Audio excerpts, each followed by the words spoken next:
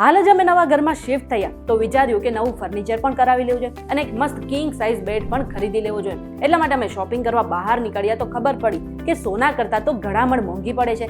એક બેડ લેવું, તેનું ગાદલું લેવું અને બીજી બધી વસ્તુઓ લેવામાં આખી સેલેરી ખર્ચ થઈ જશે.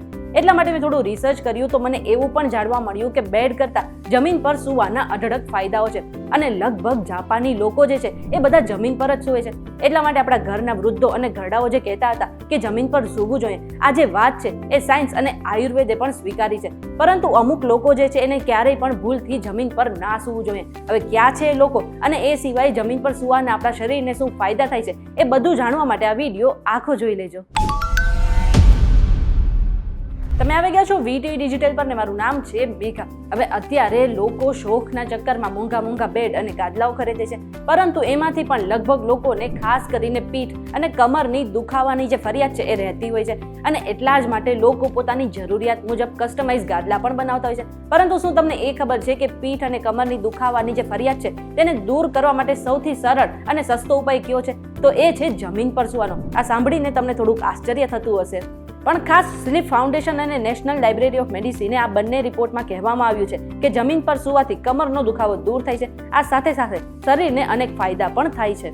આટલું જ નહીં, આયુર્વેદમાં પણ એવું કહેવામાં આવ્યું છે કે જમીન પર સૂવાથી 3 દોષ વાત, પિત્ત અને કફને સંતુલિત કરવામાં મદદ મળે છે અને બીજી બધી ઘણી સમસ્યા છે એ પણ દૂર થાય છે. જેમાંથી પહેલું છે તમારી કરોડરજ્જુ સીધી રહે છે. હવે ઘણા લોકો નરમ ગાદલામાં સૂઈ છે, તેના કારણે એમની કરોડરજ્જુ વાંકી વળી જતી હોય છે અને આ જ કારણે તેમના શરીરનું જે પોસ્ચર છે એ પણ ખરાબ થઈ જતું હોય છે.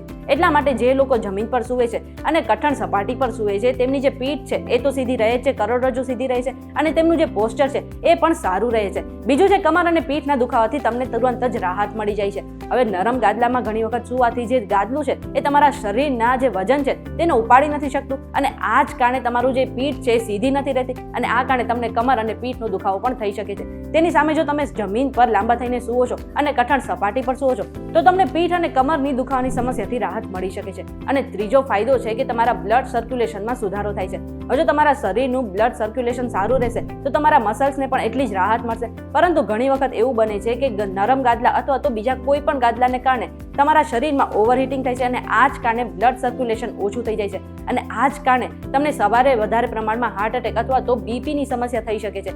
એટલા માટે જો તમે જમીન પર સૂવો છો તો આ ઓવરહીટિંગની સમસ્યા તમારા શરીરને પરેશાન નથી કરતી અને તમારું જે બ્લડ સર્ક્યુલેશન છે એ પણ સુધરે છે અને તમારા મસલ્સને રાહત પણ મળી શકે છે. આ સિવાય ખાસ ઉનાળામાં જમીન પર સૂવાથી સારી ઊંઘ આવે છે અને ઉનાળાની આ જે જમીન છે એ ઠંડી હોય છે અને તે શરીરની ગરમીને ઝડપથી ઘટાડે છે. એટલા માટે ખાસ કરીને ઉનાળામાં તો તમારે જમીન પર સૂવું જ જોઈએ. હવે આ તો આપણે જમીન પર સૂવાના ફાયદા વિશે વાત કરી લીધી, પરંતુ ઘણા લોકો એવા છે જેમને ભૂલથી પણ જમીન પર ના સૂવું જોઈએ, કારણ કે એને કારણે તેમને ફાયદા નહીં પરંતુ વધારે ને વધારે નુકસાન પહોંચી શકે છે.